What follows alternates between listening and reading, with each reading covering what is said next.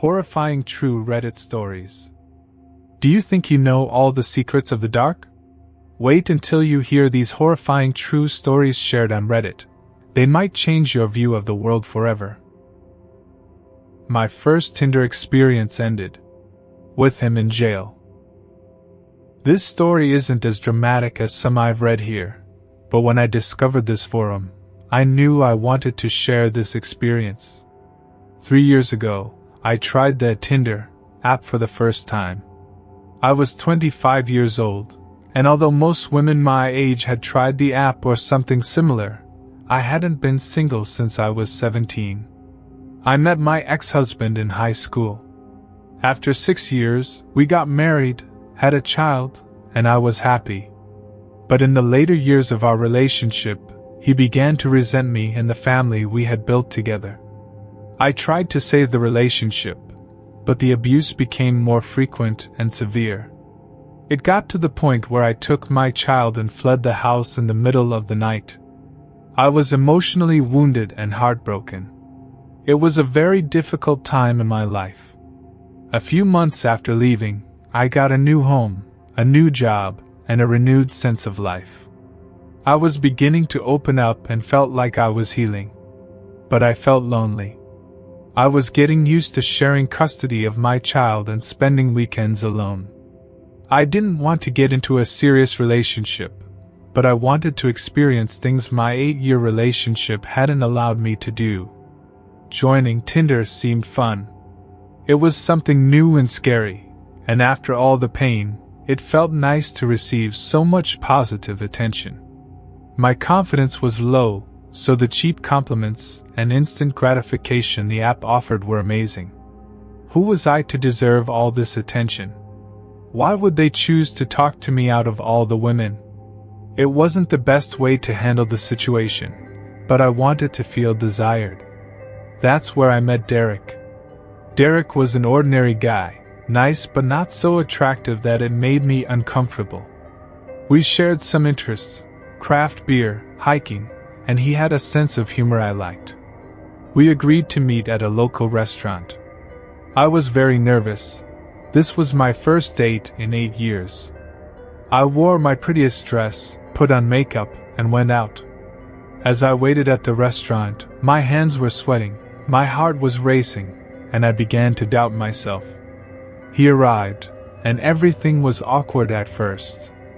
We ordered our first drink and started breaking the ice. Once the alcohol kicked in, our conversation flowed. We relaxed in each other's presence, and the evening went smoothly. I invited him to sing karaoke at another place. We laughed at the idea that neither of us liked karaoke. I'm a karaoke lover. I'm not a professional singer, but I spent a lot of time in choirs and can sing decently. One of my favorite weekend activities is going to that bar and singing a few songs with a gin in my hand. I convinced him to come with me, and we left the restaurant. We sang until late at night, had drinks, flirted, and laughed. We ended up in his car, fumbling with each other's buttons and zippers, our hearts racing with excitement. This was what I needed. We texted frequently, and soon we were talking about a second date. I had enjoyed our time together, but I didn't feel any deep emotional connection with him. It was fun, and that was it. And because my heart wasn't tangled up in strong feelings, I felt safe with him. We agreed to go on our second date tubing down the river that runs through our town. We parked his orange truck at the end of the river and took the tubes in my car to the top. We agreed that he would keep my car key with his in his pocket and drive me back to my car afterward. The summer heat warmed our skin, and the cool water touched our feet. The afternoon passed as we floated down the river. When we reached the end, we emptied the tubes and headed to my car. But when Derek reached into his pocket, his expression changed. He looked at me and said, "Your key is gone." I laughed. He must be joking. But he insisted he was serious. I panicked.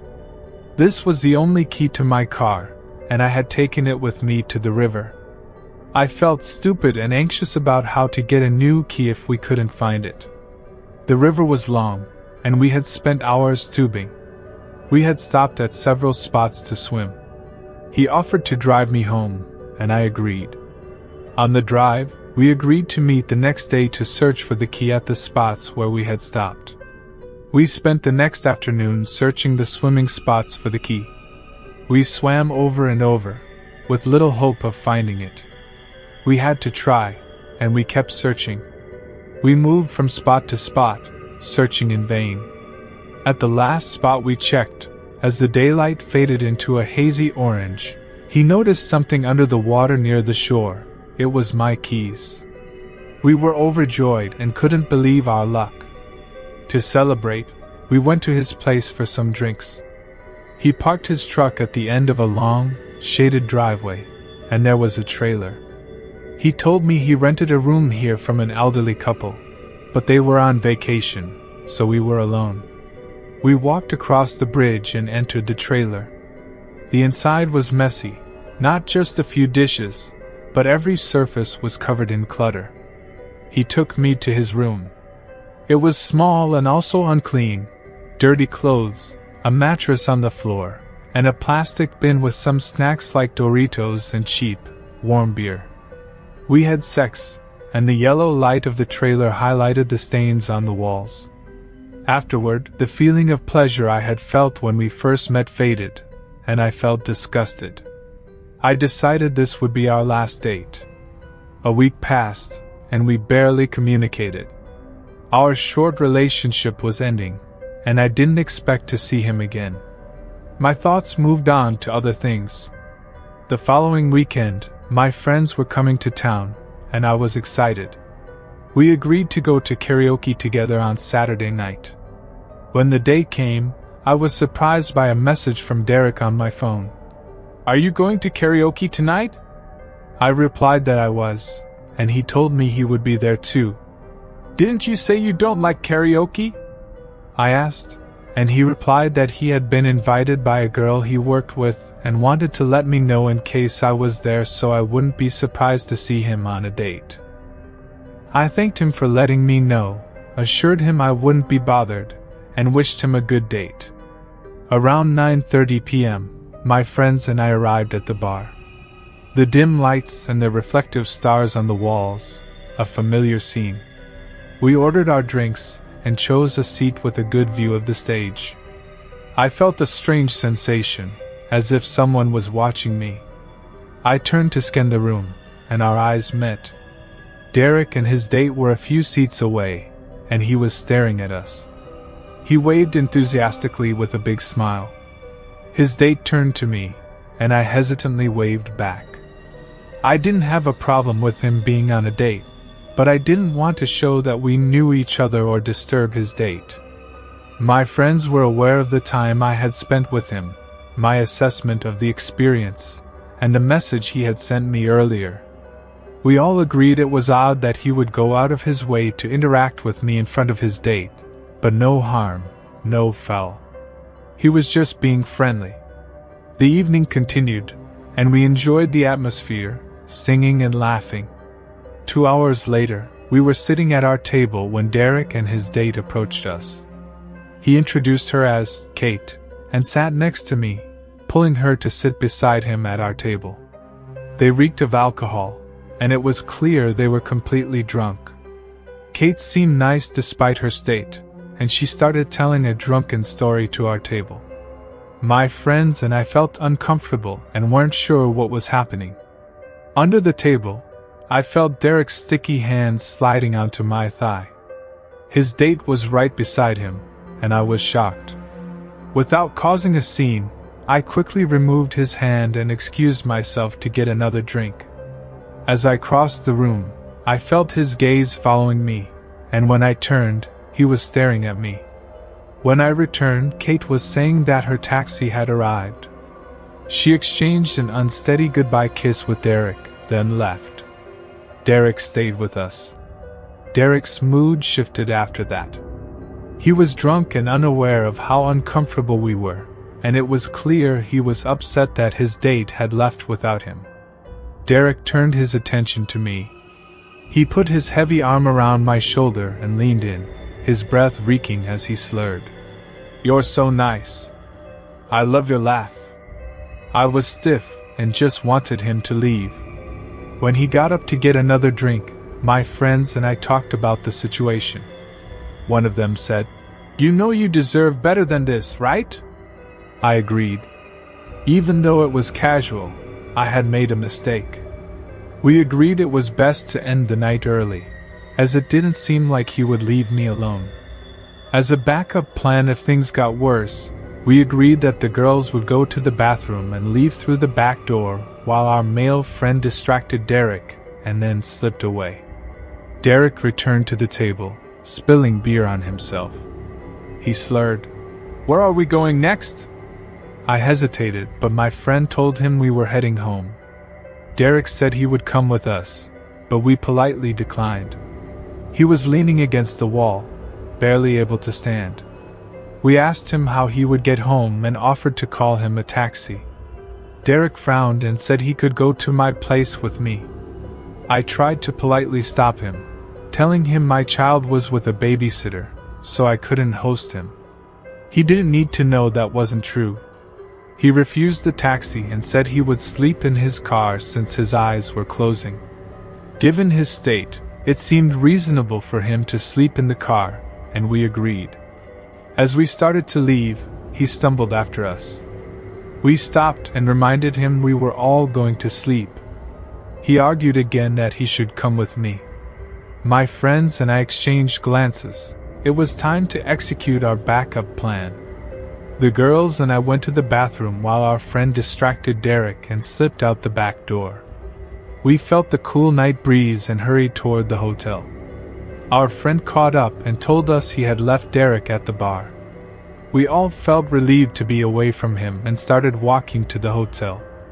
One of the girls was sober and offered to drive me home once we got to the hotel, so I agreed. After a few minutes, my phone started ringing. I looked at the screen and felt my heart sink. It was Derek. I silenced the phone and let it ring, surprised when he left a voicemail. I played the voicemail on speaker. Derek's voice was slurred and his words unclear. "Where are you? I thought we were going to hang out. I don't understand." We all agreed we had made the right decision by leaving him and that the situation was weird. Then the phone rang again. A new voicemail appeared on the screen. In the faint light of the path, I played the new voicemail. His drunken rambling was more intense this time, as he started talking about not understanding why I left. He said he had feelings, that he had fallen in love with me. His voice trembled as he said, "I love you." There was something dark and heavy in his voice that made me uncomfortable. We all felt scared but were happy to see the glowing hotel sign.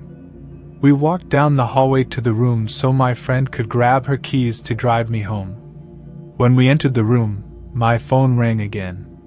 This time, the voicemail was full of anger.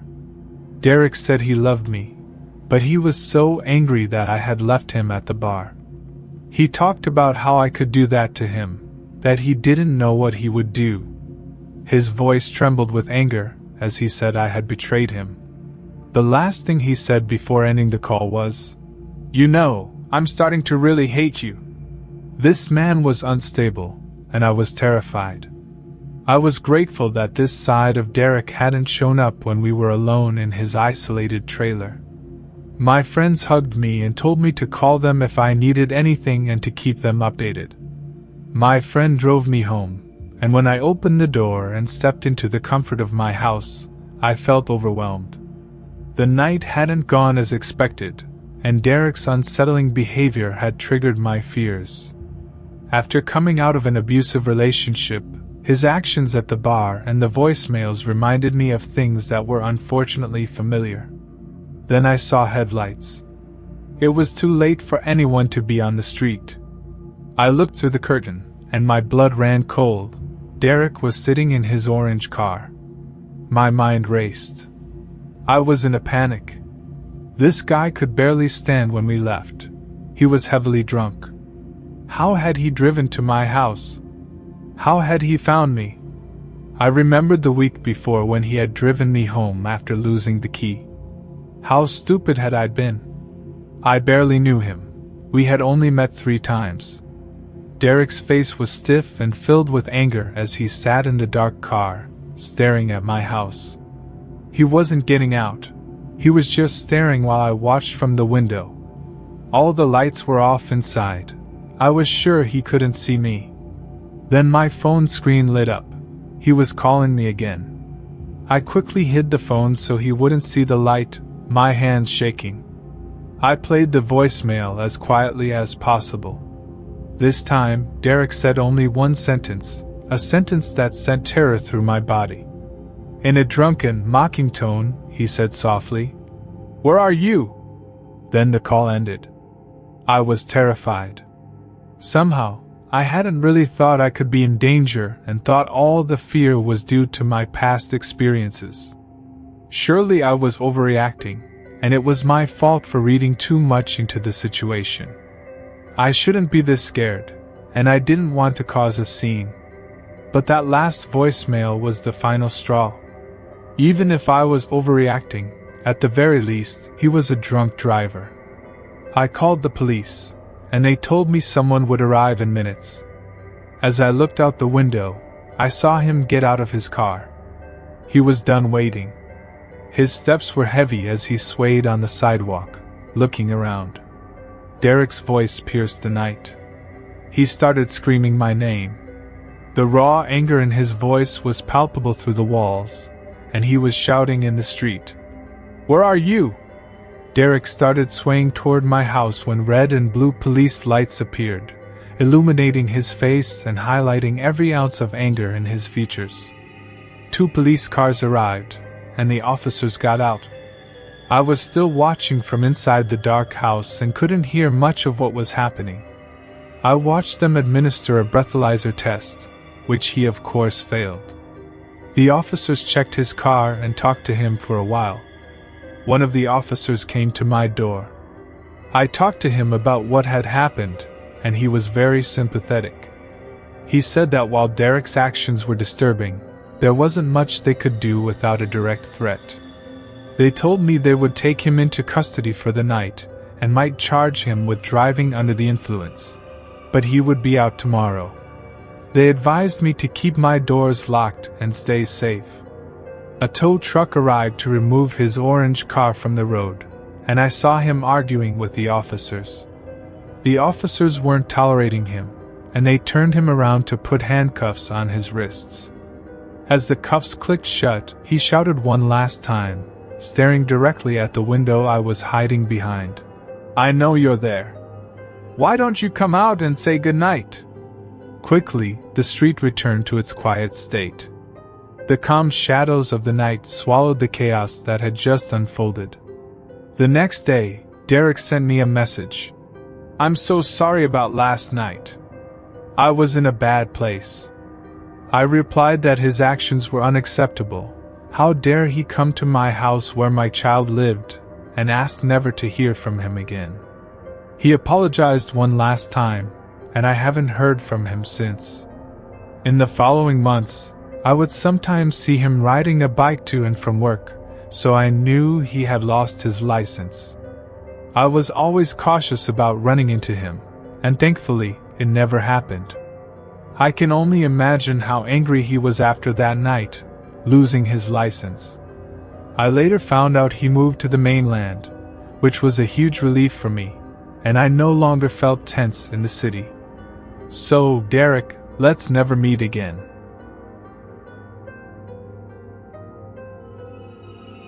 Crazy Beauty Queen Stalker. This is a long story spanning over 5 years.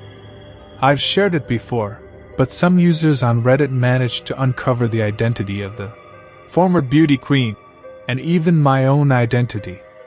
I don't mind revealing who I am, but I didn't want it linked to my main account, so I deleted the story previously. The reason I'm reposting it today on a throwaway account is that it's cathartic. Last week, we attended another court date for our stalker, the former beauty queen. We expected her to plead guilty or not guilty, but that didn't happen. All we got was a vague reason for her lack of readiness, and a new court date set months from now. It's been over 18 months since her arrest for stalking and harassment, yet she continues to drag things out, as if she wants to remain relevant in our lives. By the way, the amount of court resources and taxpayer money wasted is truly astounding. To recap the story, my husband dated a beauty queen title holder before he met me. They broke up long before we got together. She was a tall, blonde knockout in her day, and this is somewhat important to the story. While she was dazzling on the outside, she was terrible on the inside. She could be charming and beautiful when she needed something, but mostly, she treated people around her horribly, including my husband, who eventually ended the relationship. However, she never went away. She kept calling and emailing him repeatedly, even after I came into the picture. In fact, her calls increased. She would call over and over, day and night, even after my husband blocked her number. She would ask for money and threaten to go to the police, claiming he abused her if he didn't comply. When he refused, her threats became more malicious. My husband was terrified. Even though he never did anything wrong, it would be her word against his, and he feared for his reputation and career. At one point, we ran into her at an event. She had positioned herself near the entrance, waiting for us. As we walked in, she stared me up and down, laughing and whispering to her date, clearly trying to make me uncomfortable. Later, she ambushed me as I came out of the bathroom. She towered over me, she's very tall, and as I hurried to find my husband, she kept pace beside me, hunched over to meet my eye level. With a maniacal smile, she hissed, "Where's your man?" in a heavy accent. Her eyes were dark, and she looked like a character out of a Tim Burton movie. She called me names like Pug, because I own pugs, which she apparently thought was an insult. What I didn't know then was that while I was in the bathroom, she had approached my husband, thrown her arm around him, and introduced herself to the person he was talking to as if they were still together. He pushed her away and told her to leave. After that, we stopped attending parties. The last time we saw her was at a mutual friend's funeral.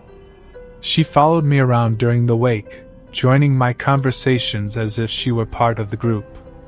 It was unnerving, but I didn't want to cause a scene, so I walked away. The calls and emails never stopped. She would call my husband repeatedly, even though he had long blocked her number. One night, I found my car keyed, but I couldn't prove it was her. Enough was enough. My husband had a lawyer send her a cease and desist letter. After the first letter, she called him from a private number saying, "Hi, it's me," in a sing-song voice, as if they were the best of friends. He hung up without a word. We sent more letters, but nothing stopped her. Eventually, she took her rage online. She created a fake Twitter account and tweeted my husband's name, calling him a fraud and tagging his colleagues, friends, investors, and family members. On New Year's Eve, she posted on my Instagram at exactly 12:01 a.m. "Happy New Year, scum!" We locked down our social media accounts and went to the police with the threatening emails. She was charged with 2 counts of harassment, and a restraining order was issued. The day after her arrest, the story made front-page news. At her court appearance, we were shocked by her appearance. Gone was the statuesque blonde. She had shaved her head, wore a ratty brown wig, and had gained about 80 pounds. She looked like a linebacker, hunched over in a bulky brown coat and scarf.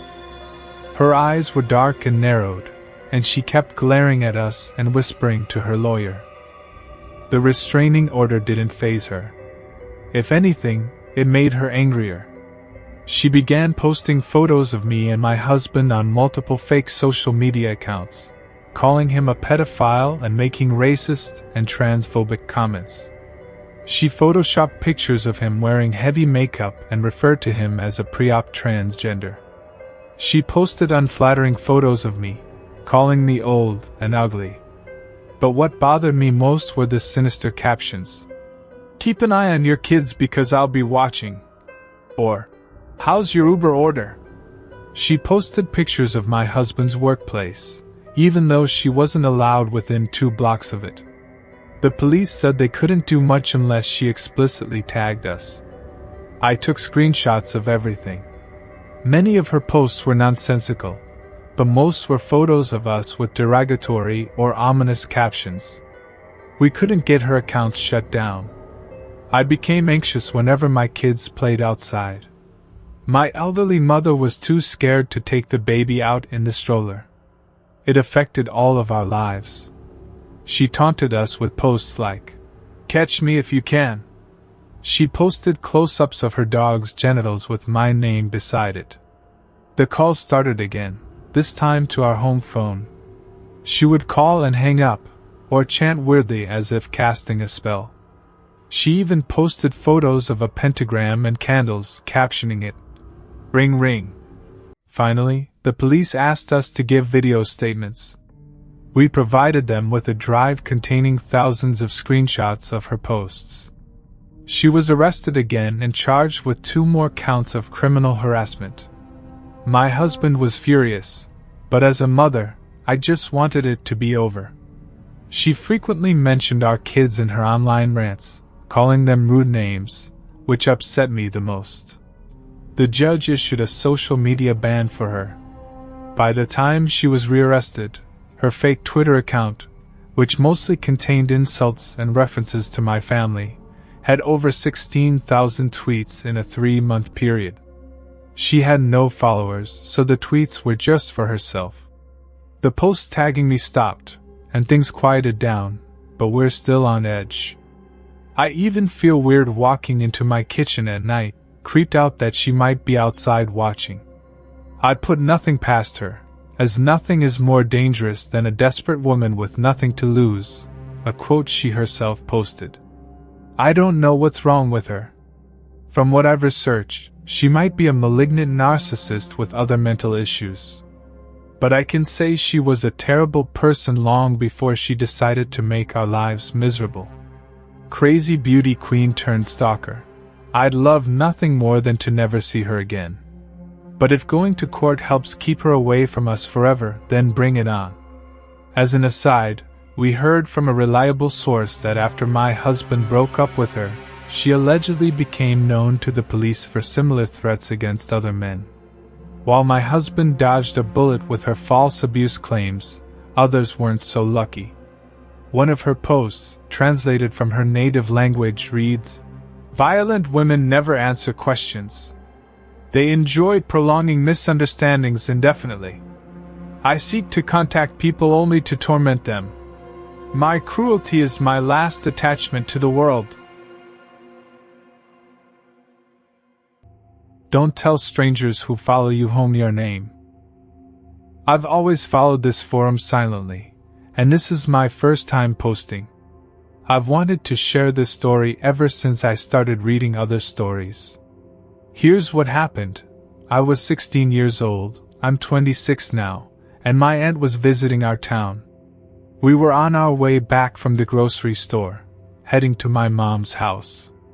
My parents are divorced, and my mom lived in a remote rural area where it took about 10 minutes by car to get anywhere. As we reached the driveway leading to the house, we noticed a red car following us. My aunt and I stayed in the car while the man approached the driver's side window.